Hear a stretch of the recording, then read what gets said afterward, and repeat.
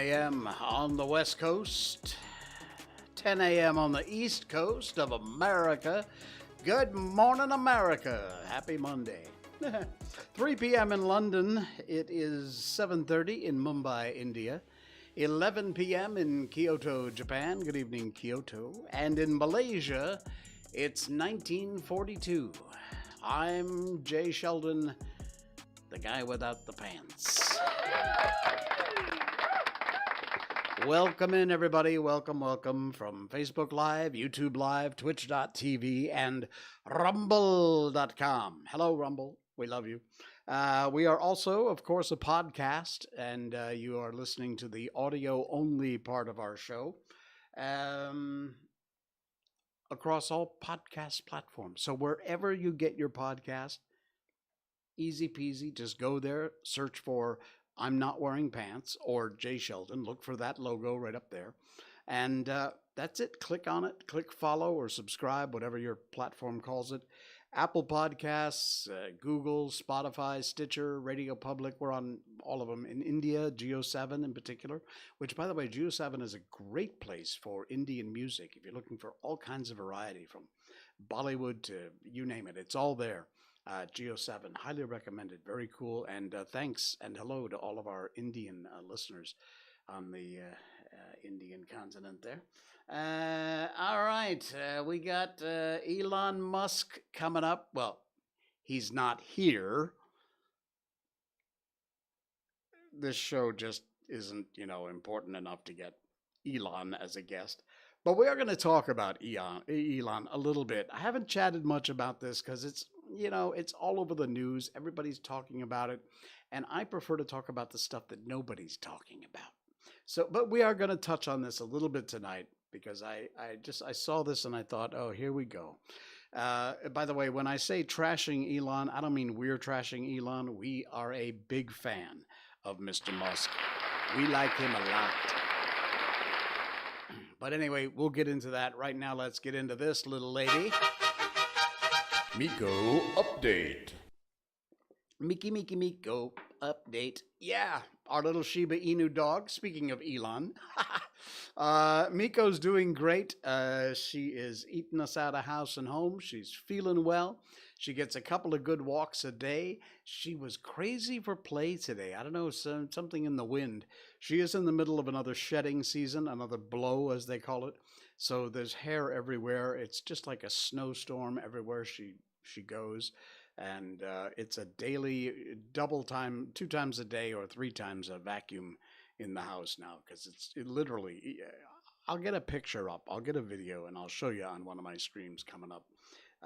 Because it's beyond crazy. But anyway, other than the shedding, everything's great. And Miko is doing wonderful. I know those of you who message me or email and ask about Miko are always wondering. If you want to contact me for any reason, you got a show suggestion, you want something you want me to talk about. Also, we do read books on this show, the last part of our show, last 20 minutes or so. We've been reading classic books for over 200 streams now. We've done a whole bunch. We've done The Wizard of Oz, Peter Pan, Alice in Wonderland, The Little Prince, The Velveteen Rabbit. We have lately been doing the story of Winnie the Pooh, and we're going to continue that tonight. So that'll be coming up on our stream also. We're going to talk about Elon. You have to know this story. It's been all over the news, and I don't think there's a person on the planet that doesn't know that Elon has made a bid to purchase Twitter, basically, without getting into all the complicated, strange details, most of which you likely know already. Elon is a big advocate of the freedom of speech and the U.S. Constitution, thankfully, and he is not in favor of the kind of crap that Twitter, and not just to single out Twitter, Facebook also, YouTube also, does as far as blocking and cutting out. Matter of fact, one of my posts from 6 months ago, I was going to put this in a thing so I could show you the notice, but I thought, nah.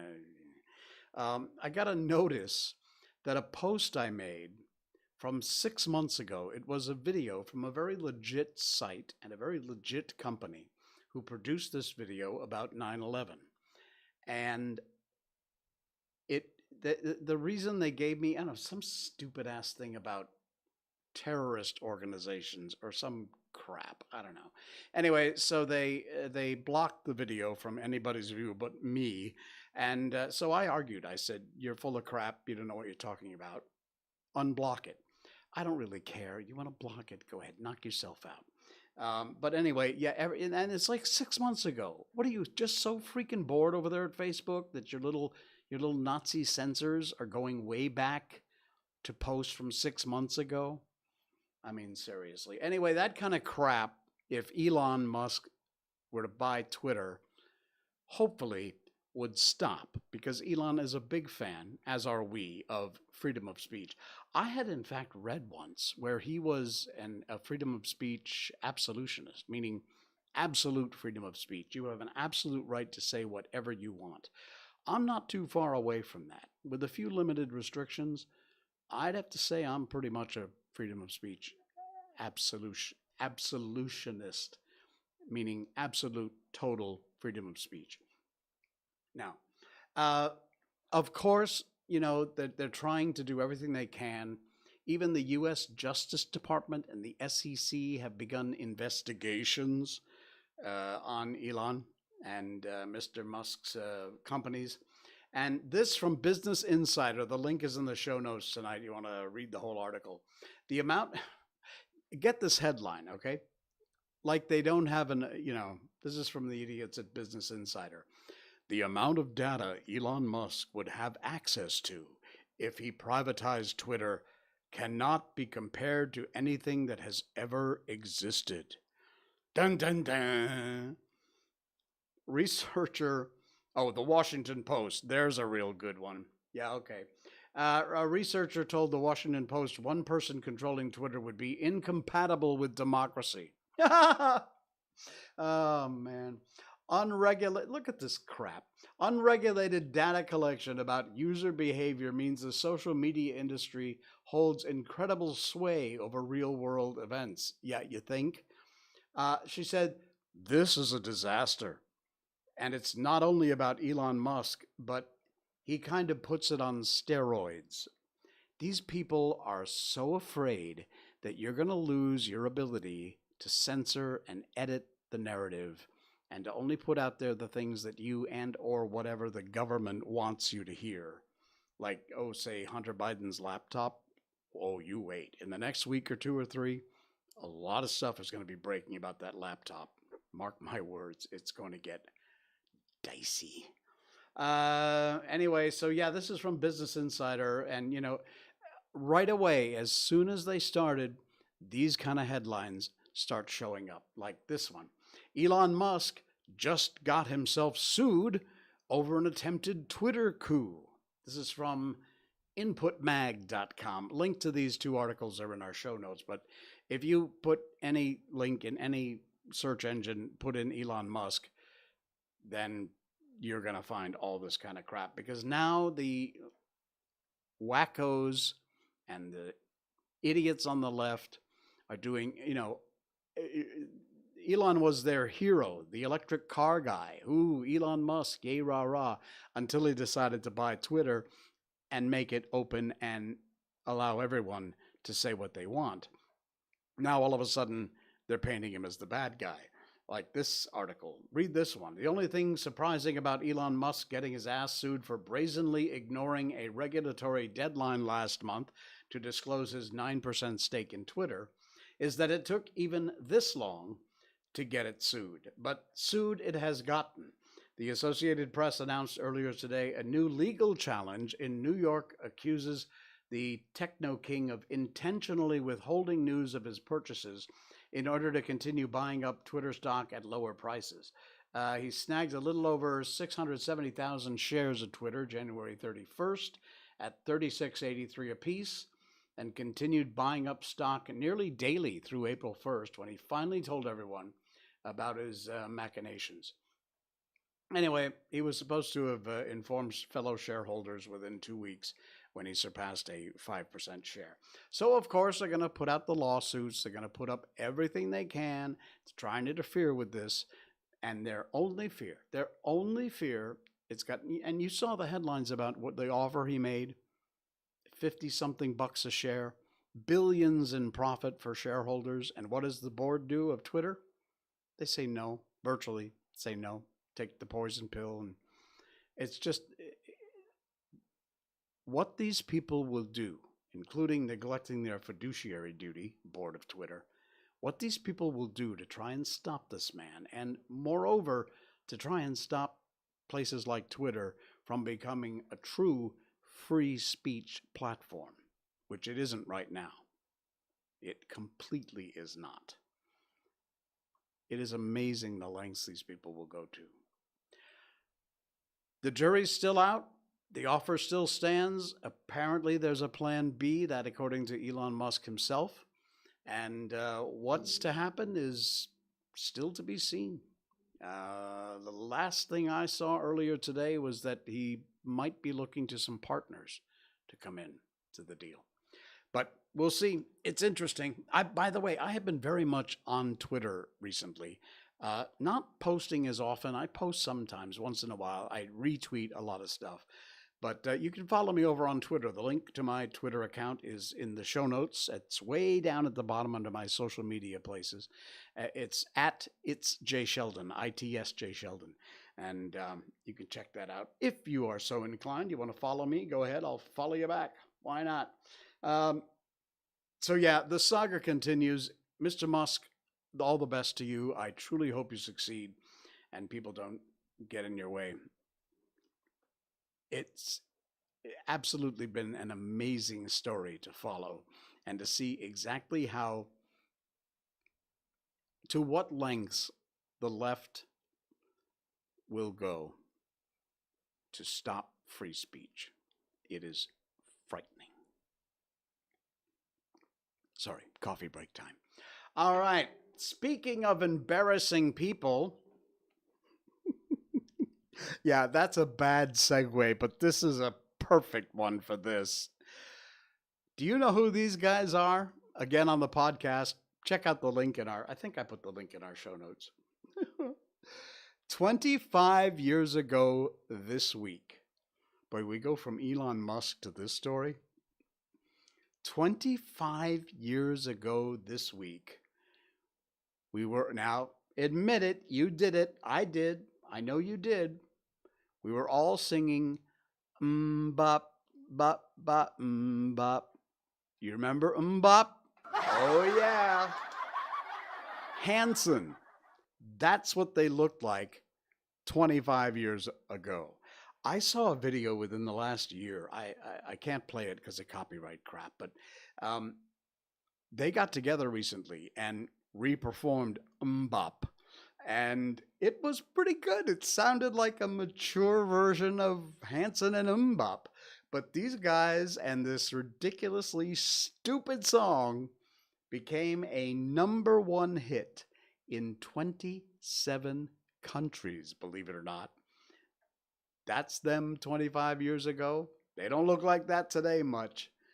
But back in the day, 25 years ago, this very week, Hanson's Bop was on the charts and hitting #1 across the world. Oh, man. I think I was in radio still. I don't know if I was TV or radio back then, but I remember playing Bop on the radio. So I must have still been doing my radio show back then 25 years ago. Oh, man. Oh, what horrible memories that brings. Bop. All right. What else we got? Oh, yeah. This is the coolest story. You absolutely must check out these pictures. And it's a short story written by a local Malaysian person. And it is absolutely fascinating. It has to do with World War II and the tragedy. I am of the opinion that the atomic bombs that were dropped on Hiroshima and Nagasaki were unnecessary. I know people feel that it shortened the war and it actually saved many more thousands, if not millions of lives, or hundreds of thousands anyway, of lives, ending the war. But I just cannot reconcile myself with the dropping of the atomic bombs. And this from Zunaita Ramli. It's a public post, and these are the pictures that go along with the story. So I'm going to read you the story that Zunaita wrote. While you check out the pictures, people may not know at the time of Hiroshima and the bombing, there were 3 Malaysians involved in that tragedy.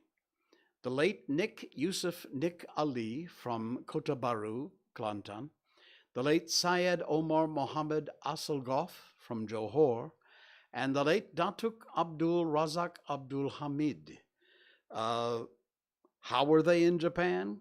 And wasn't it the time Japan colonizing Malaysia? They were actually 3 out of 203 students from all over Southeast Asia who were selected to follow the Special Study Abroad program from 1943 to 1945 to study Japanese culture and language. And they were all fully sponsored by the Japanese government back then. Nik Yusuf Nik Ali at the time was 19 years old, actually in a hostel about 900 meters from the hypocenter where the bomb was dropped. When the atomic bomb was dropped, Nik Yusuf survived and crawled out to save himself, but eventually passed away near Saiki because his body was so badly burned due to radiation.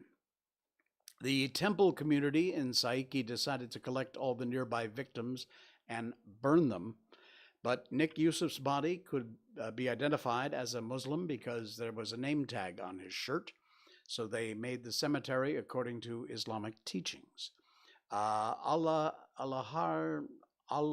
Harham's grave becomes the only Muslim grave in the middle of the Shinto cemetery in Kozenji Temple in Hiroshima.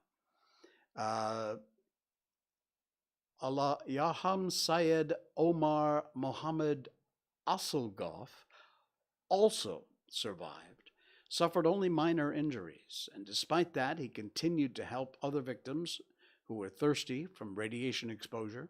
A few weeks later, however, his skin cracked and began to fall off. Turns out the radiation had penetrated his body through the small wounds. And although doctors there tried to save Syed Omar, even donating their own blood, he finally passed away and was buried in the Enkoji Cemetery in Kyoto.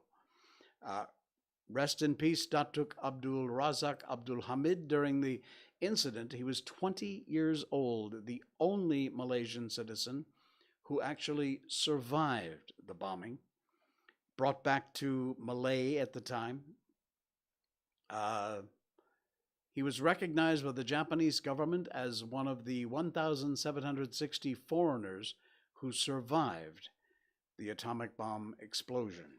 Although his education in Hiroshima was stalled by the tragedy, he didn't give up on his passion and enthusiasm to learn Japanese. He passed away July 18th of 2013. He was the ripe old age of 88. He's quoted from the Star newspaper, "I don't have nightmares, but I hate it when someone mentions war. I hate it because I've seen the effects of war." I guess you have. My goodness. But these pictures are absolutely amazing. It's fascinating, the shots. These are the 3 of them, the folks that we just told you about in our story. If you want to read the article and check out the pictures, if you're watching or listening in on the podcast, you can do that. Here is the placard, which denotes the burial site of Imran.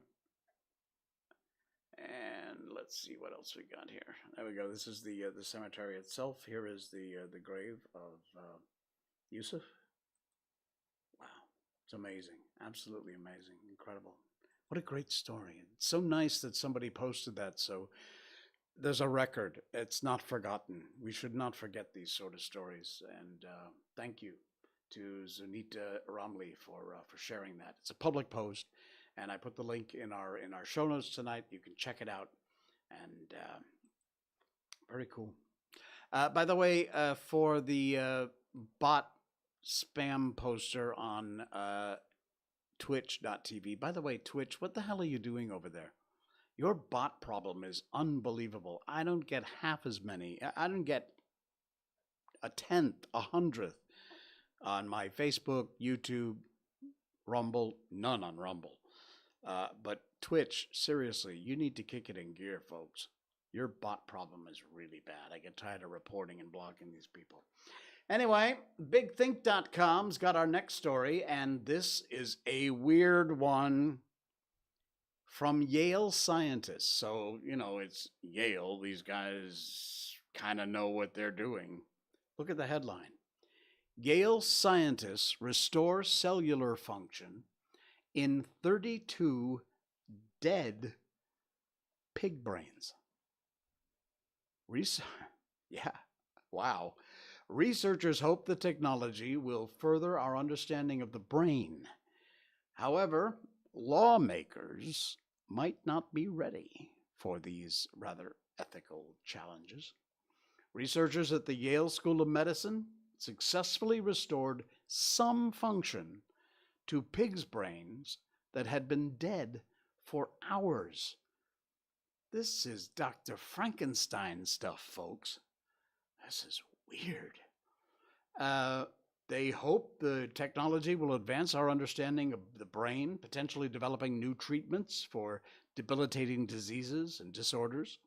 The research raises a lot of very strange ethical questions, though, and it really puts to test our current understanding of death. The image of an undead brain coming back to life again, like I said, Dr. Frankenstein, science fiction, instantly springs to mind a friend without a face, bad acting, visible strings, and a spinal cord that for some reason also has a tentacle. But like any good science fiction, it's only a matter of time before somebody seeps it into our reality. And this week's Nature magazine published the findings of researchers who managed to restore function to pigs' brains that were clinically dead. At least what we once thought of as dead. So the whole story is in our show notes tonight. You want to check it out? It is weird, trust me, but it's been done. And this is not some wacky website with a bunch of freaky stories on it. It's bigthink.com, but it's a group of Yale scientists. So take that for what you want. That's incredible. And the similarities between pigs and humans, that's why they're used a lot for scientific research, because they are very similar to our biology. So, go figure, huh? All right, everything under the sun. Oh, nice segue, Jay. Yes, finally got a good one. Everything under the sun, like this guy. This is from a cool page over on Facebook. It's called The Power of Positivity. But do you remember the story I told you about setting Rita Bailey's foot on fire? The too long didn't read version is I got this giant magnifying glass on a frame. It literally was about a foot long and about 8 inches tall. It was on a gooseneck, and it was a giant magnifying glass. So, of course, what does a kid do? He brings it to school to show off to his friends, and he uses it with the sun to set things on fire. Magnifying glasses can do that. Who doesn't know that? So I'm burning ants or bugs or something on the baseball diamond in our playground at recess. And Rita Bailey thinks she's going to be a smartass, and she comes over and she sticks her foot underneath and says, "Set my foot on fire." So Jay obliges, focuses the sun's beam with his magnifying glass, and within a couple of seconds, poof, her sneaker ignites. And the only thing I can see is Rita Bailey running down from home base to the first baseline with smoke coming off of her left shoe. Anyway, the magnifying glass got confiscated. I wound up on detention, and if I'm not mistaken, I got a good spanking from my father when he got home from work that night. However, having said that, take a look at this. This is amazing. Links in the show notes. This guy is using, this is about the size my magnifying glass was, but this is a small, thin one. And he is using it to create art. Take a look at this. He's actually focusing the sun rays. You see it smoking there? And this picture is burned into this, I don't know if it's paper, I think. Use it. Here's a time lapse as he goes around darkening all the spots. Look at that. Focusing the sun rays. Absolutely incredible. And all done with a magnifying glass and the sun. That is absolutely amazing. Look at that. Here's another close-up. I mean, he's a brilliant artist anyway, but in addition to that, his tools are a magnifying glass and the sun. The power of positivity community. His name is Mike Papadakis, I think. Very cool. And there's a whole bunch of video of him creating different pieces of art using, oh, there's another one with an actual, kind of a Sherlock Holmes magnifying glass on the end of a stick. And he's using that to do some of the fine detail work. This is amazing. You got to check that video out. It's very, very cool.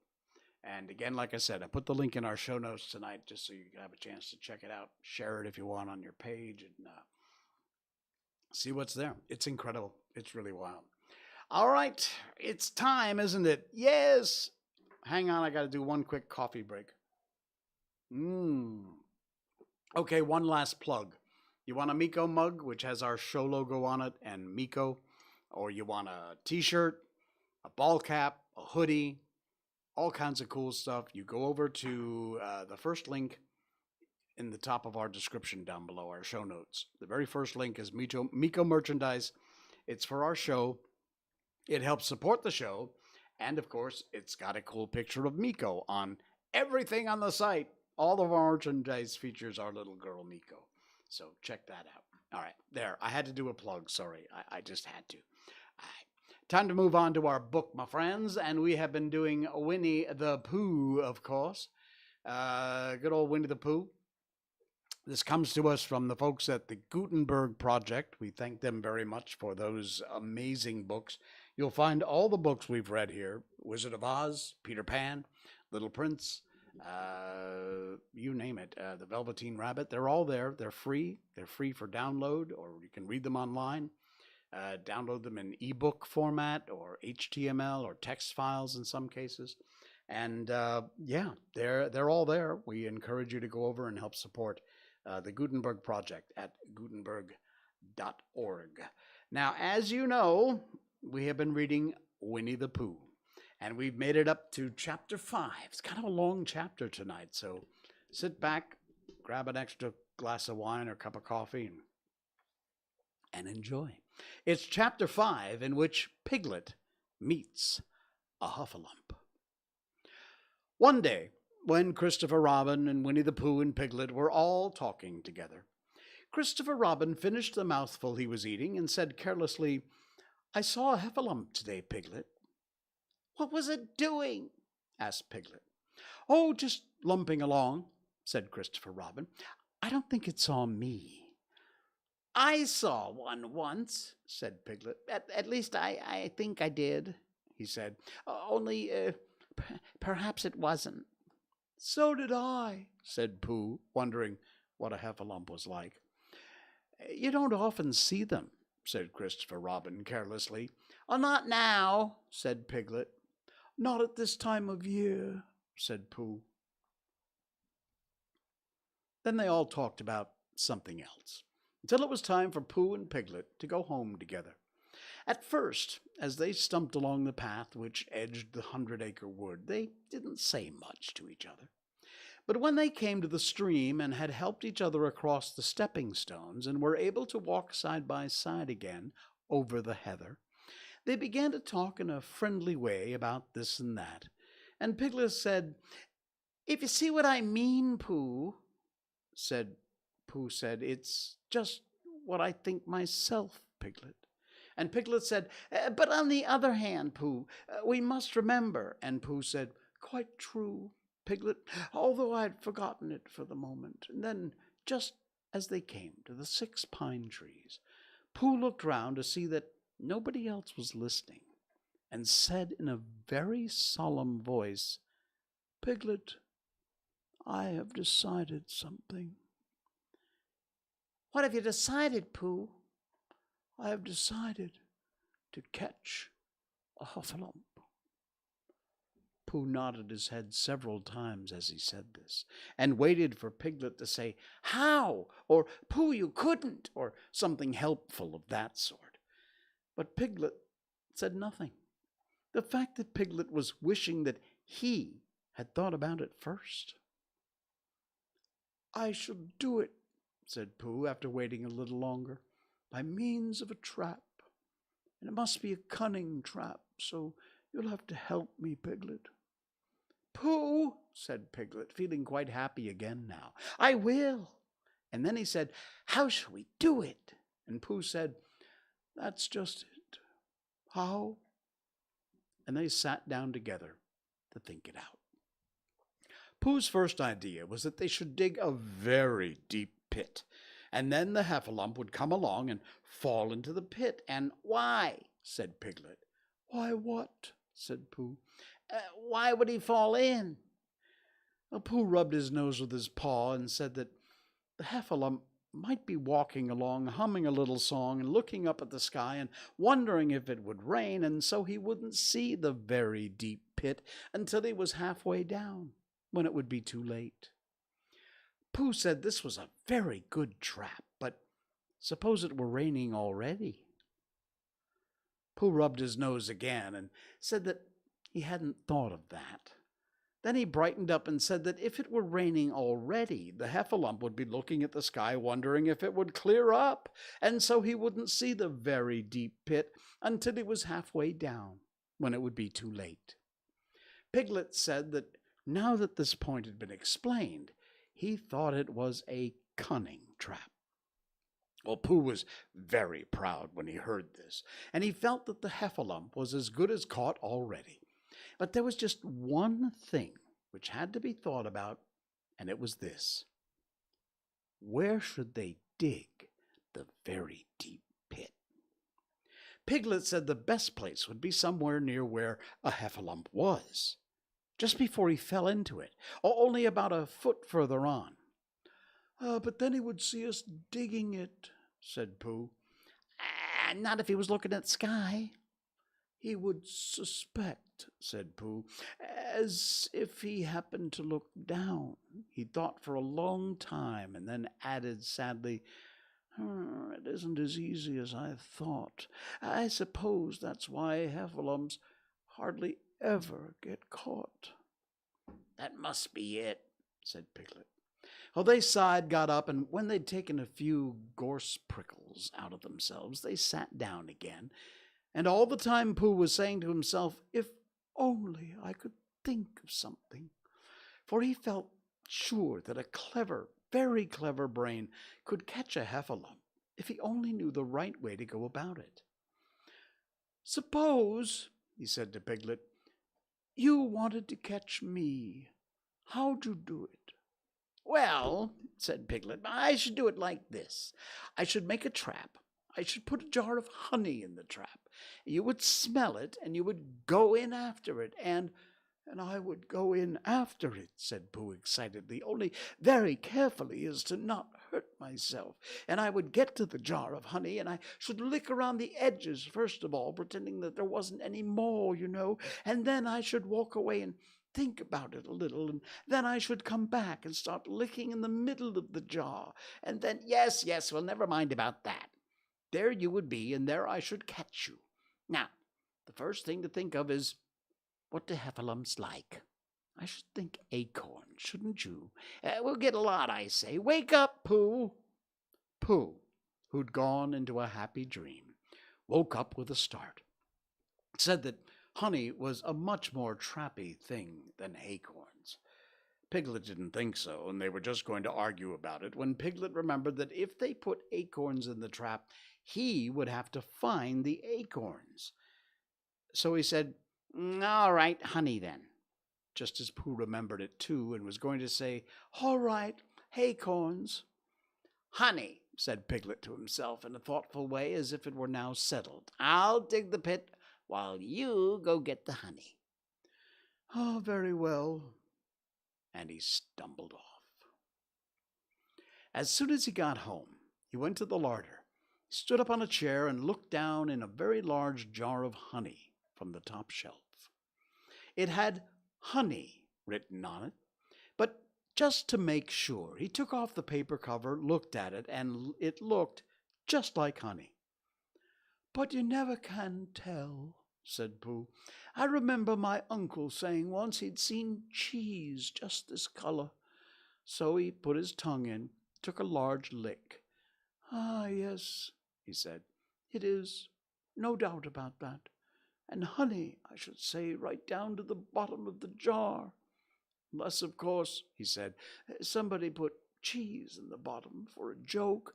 Perhaps I'd better go a little bit further, just in case, and in case heffalumps don't like cheese, same as me. Ah."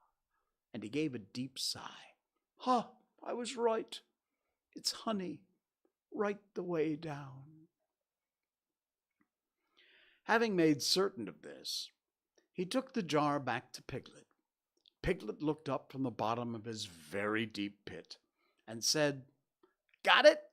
And Pooh said, "Yes, but it isn't quite a full jar." And he threw it down to Piglet. Piglet said, "No, it isn't. Is that all you've got left?" And Pooh said, Yes," because it was.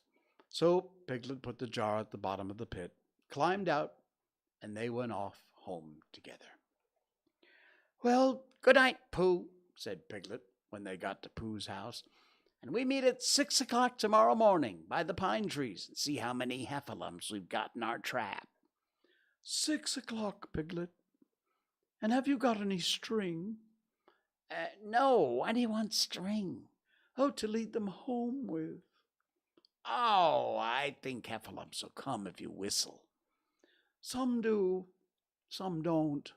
You never can tell with heffalumps. Well, good night." "Good night." And off Piglet trotted to his house, Trespassers W, while Pooh made his preparations for bed. Some hours later, just as the night was beginning to steal away, Pooh woke up suddenly with a sinking feeling. He had that sinking feeling before, and he knew what it meant. He was hungry. So he went to the larder, stood on a chair, and reached up to the top shelf and found nothing. "That's funny," he thought. "I know I had a jar of honey there, a full jar, full of honey right up to the top, and it had honey written on it. So I should know it was honey. That's very funny." Then he began to wander up and down, wondering where it was and murmuring a murmur to himself like this: "It's very, very funny, 'cause I know I had some honey, 'cause it had a label on saying honey. A galoptious full of pot too, and I don't know where it's got to. No, I don't know where it's gone. Well, that's funny." He'd murmured this to himself 3 times in a singing sort of way when he suddenly remembered. He put it into the cunning trap to catch the heffalump. "Bother," said Pooh. "It all comes of trying to be kind to heffalumps." And he got back into bed. But he couldn't sleep. The more he tried to sleep, the more he couldn't. He tried counting sheep, which is sometimes a good way of getting to sleep. And as that was no good, he tried counting heffalumps. And that was worse. because every heffalump that he counted was making straight for a pot of Pooh's honey and eating it all. For some minutes he lay there miserably, but when the 575th heffalump was licking his jaws and saying to itself, "Very good honey this, I don't know when I've tasted better," Pooh could bear it no longer. He jumped out of bed, ran out of his house, and straight to the 6 pine trees. The sun was still in bed, but there was a lightness in the sky over the 100-acre wood, which seemed to show that it was waking up and would soon be kicking off its clothes. In the half-light, the pine trees looked cold and lonely, and the very deep pit seemed deeper than it was. And Pooh's jar of honey at the bottom was something mysterious, a shape no more. But as he got nearer to it, his nose told him that it was indeed honey, and his tongue came out and began to polish up his mouth, ready for it. "Bother," said Pooh as he got his nose inside the jar. "A heffalump has been eating it." And then he thought a little and said, "Oh no, I did. I forgot." Indeed, he had eaten most of it, but there was a little left at the very bottom of the jar, and he pushed his head right in and began to lick. By and by, Piglet woke up, and as soon as he woke up, he said to himself, "Oh!" Then he said bravely, "Yes," and then, still more bravely, "Quite so." But he didn't feel very brave, for the word which was really jiggetting about his brain was heffalumps. What was a heffalump like? Was it fierce? Did it come when you whistled? And how did it come? Was it fond of pigs at all? If it was fond of pigs, did it make any difference what sort of pig? Supposing it was fierce with pigs, would it make any difference if the pig had a grandfather called Trespassers William? He didn't know the answer to any of these questions, and he was going to see his first heffalump in about an hour from now. Of course, Pooh would be with him, and that was much more friendly with two, but suppose heffalumps were very fierce with pigs and bears. Wouldn't it be better to pretend that he had a headache and couldn't go to the 6 pine trees this morning? But then he supposed it was a very fine day, and there was no heffalump in the trap. Here he would be in bed all morning, simply wasting his time for nothing. What should he do? And then he had a very clever idea. He would go up very quietly to the 6 pine trees, peep very cautiously into the trap, and see if there was a heffalump there. And if there was, he would go back to bed, and if there wasn't, he wouldn't. So off he went. At first he thought there wouldn't be a heffalump in the trap, and then he thought there would. And as he got nearer, he was sure that there would, because he could hear it heffalumping about like anything. "Oh dear, oh dear, oh dear," said Piglet to himself, and he wanted to run away, but somehow, having got so near, he felt he just must see what a heffalump was like. So he crept to the side of the trap and looked in. And all the time, Winnie the Pooh had been trying to get the honey jar off his head. The more he shook it, the more tightly it stuck. "Bother," he said inside the jar, and "Oh, help," and mostly "Ow." And he tried bumping it against things, but he couldn't see what he was bumping it against. It didn't help him. He tried to climb out of the trap, but as he could see nothing but jar and not much of that, he couldn't find his way. So at last he lifted up his head, jar and all, and made a loud roaring noise of sadness and despair. And it was at that moment when Piglet looked down. "Help! Help!"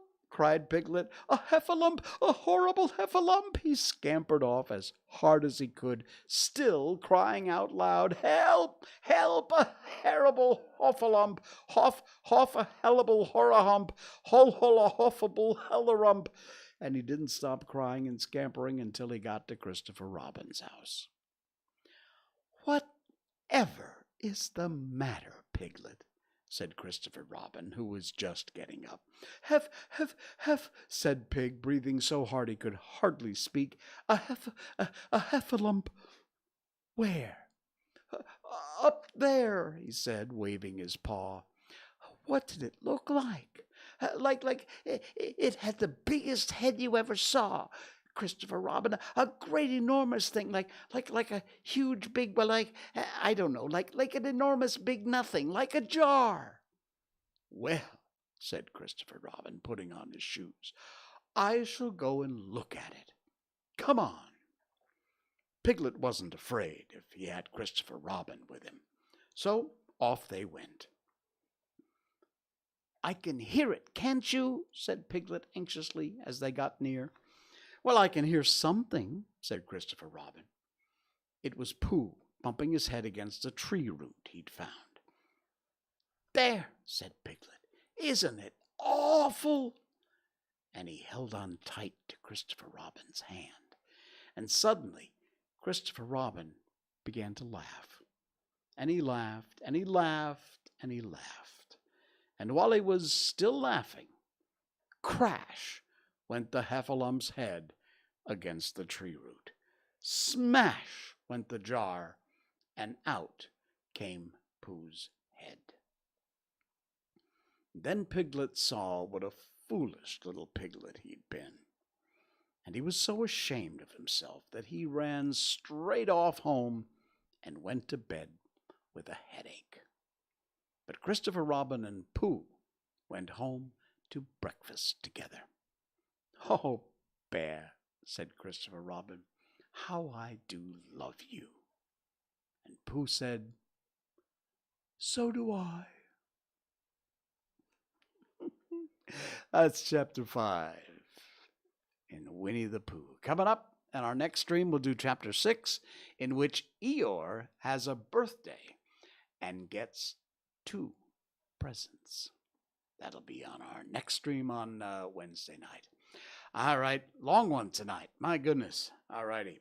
I'll see you again Wednesday. Thanks so much for joining. Thank you for subscribing over on your podcast platforms, wherever it is, Apple, Spotify, Google, Radio Public, Stitcher. Just look us up. I'm Not Wearing Pants or Jay Sheldon. Look for that logo there, and then click follow, subscribe, and we thank you very much for that. I will see you on Wednesday night. Until then, I'm Jay Sheldon, the pantless one. Good night.